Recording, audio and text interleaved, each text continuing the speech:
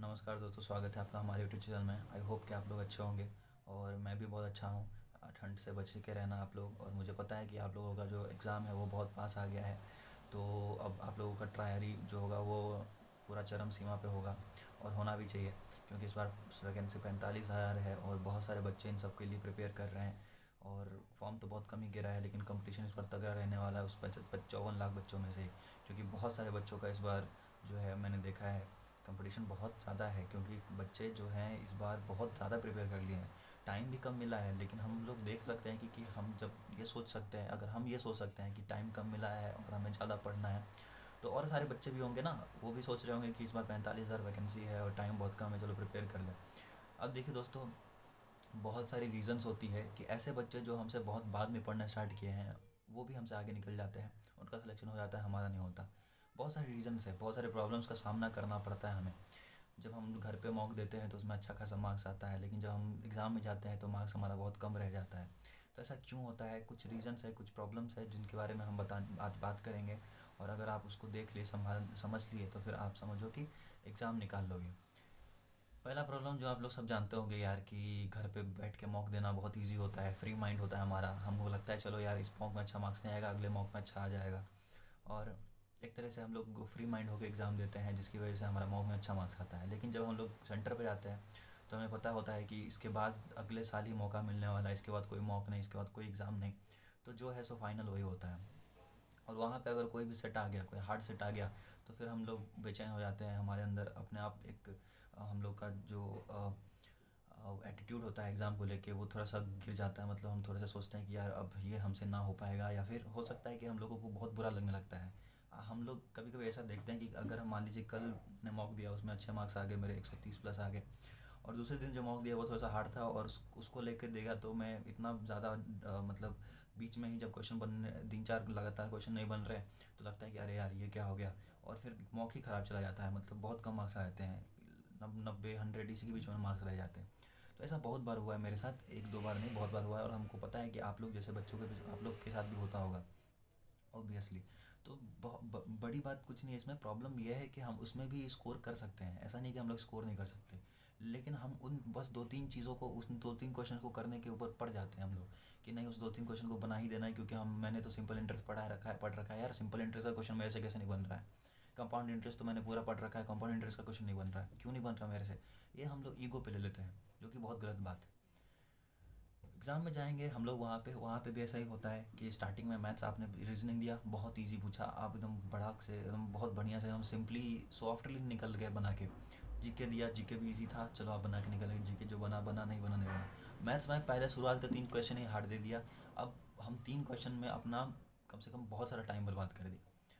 तो आगे जो होता है फिर एक जब मैंने 3 क्वेश्चन में ज़्यादा टाइम दे दिया, तो आगे के क्वेश्चन में मैं सोचूंगा कि जल्दी से इसको बना लूँ, और जल्दी बनाने के चक्कर में उसमें भी मेरे से गलती हो जाएगा।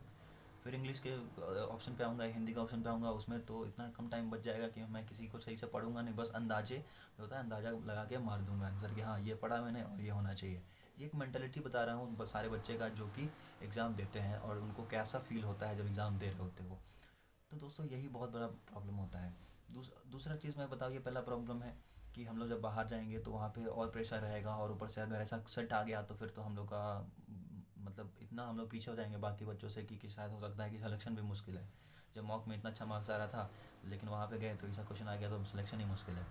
तो ये एक बहुत बड़ा प्रॉब्लम है। दूसरा प्रॉब्लम ये होता है कि ऐसे बच्चे जो कि सेंटर, जिनका सेंटर जो है वो उनके शहर से बहुत दूर दे रखा है, वो जब जाते हैं तो ट्रैवलिंग के दौरान उनका इतना फ्रस्ट्रेशन हो जाता है, उनके अंदर इतना ज़्यादा थकान महसूस हो जाता है कि वहाँ पे जाने के बाद आसान क्वेश्चन में पूछा जाता है तो उसे वो गलत कर बैठते हैं। जैसे कि मेरे साथ हुआ था, मैं एमटीएस का एग्ज़ाम देने के वाराणसी गया था। मैं बिहार का हूँ वैसे, लेकिन वाराणसी गया। वाराणसी में मैं जब एग्ज़ाम सेंटर पे गया तो मुझे बहुत नींद आ रही थी, बहुत थकान फील कर रहा था, और बहुत सारे क्वेश्चन ऐसे थे, 5-6 क्वेश्चन ऐसे थे जो कि मैं आता था मैं छोड़ दिया। मतलब मैं उस टाइम पे मेरा दिमाग ही नहीं काम किया, मुझे लगा कि मैं वो पढ़ा ही नहीं हुआ हूँ, बल्कि मैं वो पढ़ा हुआ था, बट मुझे बस वो कॉन्सेप्ट याद नहीं आ रहा था। इस वजह से मैंने वो क्वेश्चन गलत, मतलब अटैम्प्ट ही नहीं किया। बहुत सारे क्वेश्चन गलत हो गए, कैलकुलेशन मिस्टेक हो गया मेरा। तो आप सोच सकते हो दोस्तों कि कितना बड़ा ये प्रेशर होता है हमारे ऊपर जब हम लोग ट्रैवलिंग करके जाते हैं वहाँ पे। तो इन सब चीज़ों से कैसे बचें, कैसे हम लोग इन प्रॉब्लम्स को सॉल्व करें, क्या स्ट्रैटेजी रहनी चाहिए हमारी? तो देखिए दोस्तों, सबसे पहली बात, अगर आप कहीं दूर ट्रैवल कर रहे हो, अगर आपका एग्ज़ाम सेंटर जो है वो आपके शहर से बहुत दूर दे रखा है, तो आप कोशिश करो कि आप उस एग्ज़ाम से बहुत देर पहले ही वहाँ पे पहुँच जाओ। और पहुँचने के बाद अगर आपके पास ठीक ठाक पैसे हैं तो होटल वगैरह में रह सकते हो, अगर नहीं और नींद पूरा कर लेना। अगर नहीं रह सकते अगर होटल में, तो आप ट्रेन या जिससे भी ट्रैवल कर रहे हो वहाँ पे आप एक नींद ज़रूर मार लेना।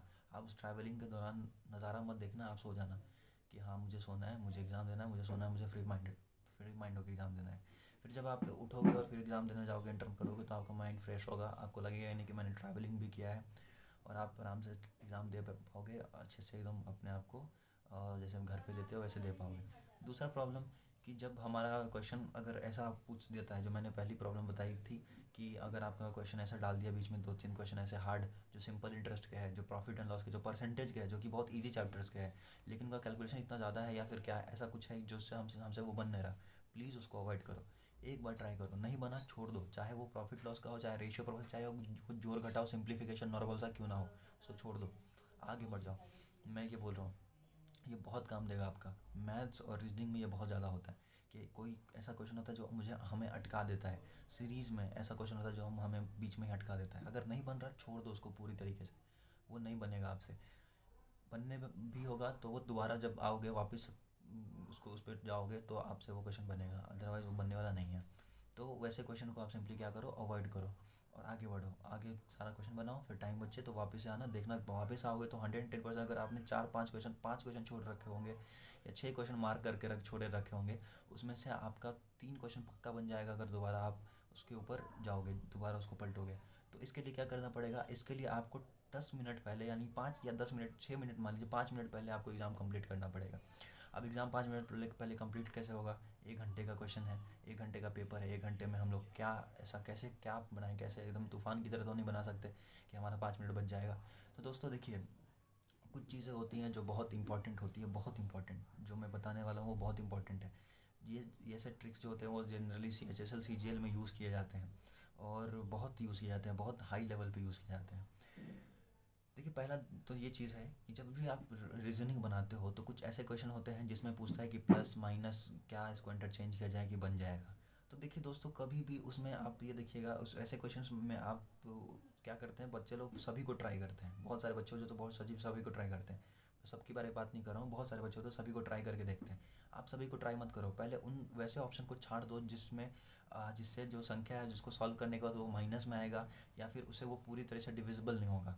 पहले आप डिवाइड का साइन उठाओ, डिवाइड का साइन कहाँ लगाना है और क्या वो डिविजिबल है या नहीं।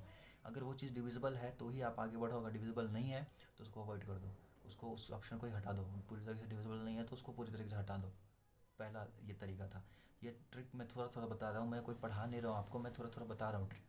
फिर कहीं पे क्या होता है कि मल्टीप्लिकेशन वाला फॉर्म क्वेश्चन होता है, मल्टीप्लिकेशन वगैरह। तो मल्टीप्लिकेशन वगैरह में देखोगे कि आप यूनिट डिजिट से बना सकते हो। यूनिट डिजिट देखो, यूनिट डिजिट सेम है तो यूनिट डिजिट फिर उससे पहले का डिजिट उठा लो, ठीक है। टेंथ डिजिट देख लो आप, उससे अगर बन जाए तो बहुत बढ़िया बात है। मैथ्स में भी सेम यही होता है कि हमें बहुत बार क्वेश्चन बनता ही नहीं है हमसे, कैलकुलेशन बहुत ज़्यादा मिस्टेक मतलब हमारा होता है। तो ऐसे क्वेश्चन में देखो कि क्या वो डिविजिबिलिटी रूल अप्लाई कर सकते हो। अगर मान लो कहीं पे क्वेश्चन है, HCF LCM वाले में क्वेश्चन होता है बहुत बार कि क्या 9 से डिविजिबल है या नहीं है, तो 9 से डिविजिबल नहीं है, तो इसका मतलब 9 से डिविजिबिलिटी देख चेक करना होता है। मानिए 9 से डिविजिबिलिटी चेक करना है, तो 9 से डिविजिबिलिटी अगर चेक करना है तो आप देखोगे 9 से डिविजिबल है या नहीं नंबर, है कि नहीं। मतलब सेम मैं बताऊँ कि जैसे अगर आपसे क्वेश्चन पूछ दिया नॉर्मल सा कि find the greatest number which is when divided by 4 5 6 7 leaves remainder 7 and when divided by 9 it leaves no remainder, ऐसा क्वेश्चन पूछा जाता है। और ऐसे बहुत सारे क्वेश्चन होते हैं। तो आप सिंपली ये देखो ना कि उसमें से कौन सा क्वेश्चन, उसमें से वो जो रिमाइंडर है उसको सब्ट्रैक्ट कर लो। सारे ऑप्शन, चार ऑप्शन रहेंगे, चारों में से रिमाइंडर सब्ट्रैक्ट कर लो और रिमाइंडर सब्ट्रैक्ट करने के बाद उसको डिवाइड दो। अगर डिवाइड दे रहे हो, डिवाइड मतलब नहीं डिविजिबिलिटी रूल से चेक करना है, डिवाइड देने का मतलब ओरिजिनली डिवाइड नहीं करना है, मतलब डिविजिबिलिटी रूल से चेक करना है, बन गया हो गया खत्म। आपको वो नहीं कि 9 लार्जेस्ट मांग रहा है तो 999 लिखे, फिर उसका एलसीएम निकाले, फिर एलसीएम से उसको डिवाइड किए, फिर बाद में जब लार्जेस्ट पूछा तो जोड़ दिए घटा दिए, ये सब नहीं करना है। सिंपली आप डिविजिबिलिटी रूल से उस सब क्वेश्चन को बना सकते हो। ये छोटे छोटे क्वेश्चंस होते हैं, बहुत सारे छोटे, और बहुत सारे प्रॉफिट एंड लॉस में होता है। को बोलता है कि व्हाट इज़ 130% किसी का निकाले। प्रॉफिट एंड लॉस में बहुत बार ऐसा हो जाएगा कि 30% प्रॉफिट होगा तो उस चीज़ को कितने में बेचा जाएगा। तो आप सोचो ना कि 130% प्रॉफिट है तो उसका मतलब ये है कि उसमें से उसमें 13 शामिल है। तो आप देखोगे कि 13 से डिविजिबल है या नहीं, 13 से डिविजिबल है यानी कि आपका वही आंसर है, टाइटल से रिजल्ट नहीं है तो आंसर नहीं है। सिंपली इस तरीके से देखा जाता है। बहुत मतलब ये सब CHSL वाला बच्चा जो होता है उसको ज़्यादातर फॉलो करता है। ठंड बहुत ज़्यादा है इसलिए मैं क्या पहना हुआ हूँ, तो आप लोग भी हो सके तो बच के ही रहना, क्योंकि आप लोगों का एग्ज़ाम है 10 तारीख के बाद। तो ऐसे थोड़े थोड़े जो मैंने बताया ट्रिक्स, उसको आप देख सकते हो, अप्लाई कर सकते हो अपने क्वेश्चंस के बीच में।